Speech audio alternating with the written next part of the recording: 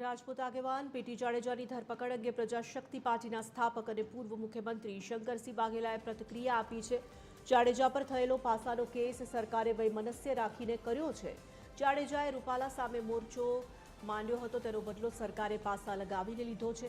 દેડિયાપાડાના ધારાસભ્ય ચૈતર વસાવા સામે 307નો કેસ પણ ગેરવ્યાજબી છે। બંને સામેના કેસ સરકાર રદ કરે।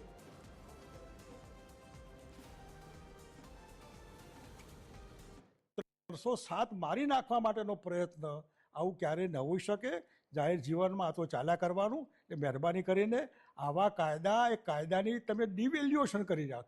307 શું કહેવાય એની ડિવેલ્યુએશન, પાસાનું ડિવેલ્યુએશન મહેરબાની કરીને હાઈકોર્ટના ચક્કરમાં ને એમાં કોઈ ટકશે નહીં।